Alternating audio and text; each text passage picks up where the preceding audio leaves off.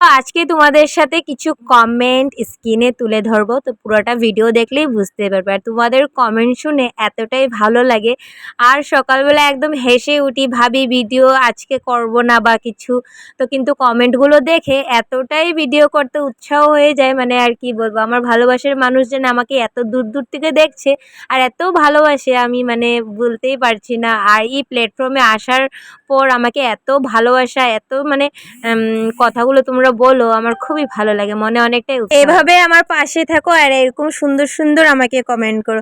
তো দেখো, আজকে আমার মেয়ের যেহেতু সকাল সকাল স্কুল যেতে হবে, তো আমি টিফিন আর করব না। সকালে খালি বাসি ঘরটা ঝাড় দিয়েছি, বাসি বাসনটাও বাইরে রেখে দিয়েছি। তারপর ওকে খালি আজকে দুধ বিস্কুট খাইয়ে স্কুলে পাঠাবো, কারণ আজকে ওরা অ্যাসেম্বলি করবে, তো ম্যাডাম বললো 7:14-তে স্কুলে পাঠাতে। তারপর মেয়েকে বেনি টেনি বেঁধে দিলাম, তারপর তার পাপা নিয়ে গেল। তারপর আমি বাসি বাসনটি ধোবো, বাসি কাজটি করব। আর কারণ আজকে সকালবেলা আমি চুলাটা ধরি নেই, কারণ বাসি কাপড়ে আমি চুলা ধরি না। মেয়েকে বললাম তুই দিব্যার থেকে বিস্কুট নিয়ে খেয়ে নে।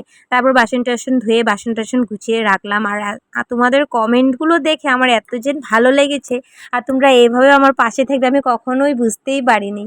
আর তোমরা এত সুন্দর সুন্দর কমেন্ট করো, আমি কমেন্টগুলো দেখার জন্যই বসে থাকি। ভিডিও করার পর 2টা কি 3টা কমেন্ট যখন আসে না, এতটাই ভালো লাগে। আগে তো এত একটা আসতো না। দেখো, এই দাদাভাই সুদীপ মজুমদার দাদাভাই এত সুন্দর কমেন্ট করেছে, মানে এত ভালো লেগেছে আমার ভিডিওটি উনি দেখে বা ভিডিও দেখে কমেন্ট করে, খুবই ভালো লাগে। তারপর দেখো, কাপড় কাচতে কাচতে জাবরার গাড়ি এসে পড়লো, তো ভাবলাম কাপড় যখন কাচা হয়ে গেছে আর ধুলাম না, কারণ পুজোটা দিয়ে দিই। তারপর স্নান করে নিয়েছি, জাবরা খেয়েছে না, জাবরাটা ফেলে ছচি হয়ে যায়, তো তার জন্য অনেক মানুষের নোংরা ফেলে, তার জন্য ভাবলাম জাবরাটা ফেলে স্নান করে নিই। আর কাপড়টা কেচে রেখেছিলাম। তারপরে এই যে পূজাটা দিয়ে দিচ্ছি, ঠাকুরঘর পরিষ্কার করলাম। আর সবার আগে জানো তো, আমি তুলসী গাছেই মানে পুজোটা দিয়ে দিই, কারণ হলো পরে ভুলে যাই, তার জন্য সবার প্রথমে তুলসী তলার জল দিয়ে সূর্যকে প্রণাম করে নিই। আর এদিকে এই যে পূজাটাও ফিনিশ করলাম সুন্দর করে, তারপর কাপড়গুলো ধোবো। আর একটা দিদিভাইও কমেন্ট করছে, সেটাও তোমাদের সাথে আজকে শেয়ার করব। এত ভালো লাগে মানে কমেন্টগুলো দেখে, মানে আমি বলে বোঝাতে পারছি না তোমাদেরকে। তারপর এই দেখো, কাপড়গুলো কেচে রেখেছিলাম, সেই কাপড়গুলো আবার ধুয়ে দিচ্ছি। আর আজকে অনেকটা, এটা কিন্তু কালকের ভিডিও ছিল, তোমাদের সাথে শেয়ার করতে পারিনি, কারণ আমি তো বলেছিলাম আমি কালকে একটা দিদিভাইয়ের ঘরে গিয়েছিলাম। এ দেখো,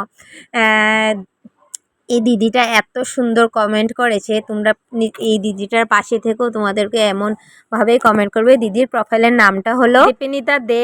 তো দিদিভাই অনেক অনেক ধন্যবাদ আমার পাশে থাকার জন্য, অনেক অনেক তোমাকে সাপোর্ট করব, তুমিও আমার পাশে এইভাবে থেকো। আর তুমি এত দূর থেকে আমার ভিডিওগুলো দেখো, আমার খুবই আনন্দ লাগে, খুবই খুশি থাকে। এবার তাহলে আসি, আবার দেখা হবে।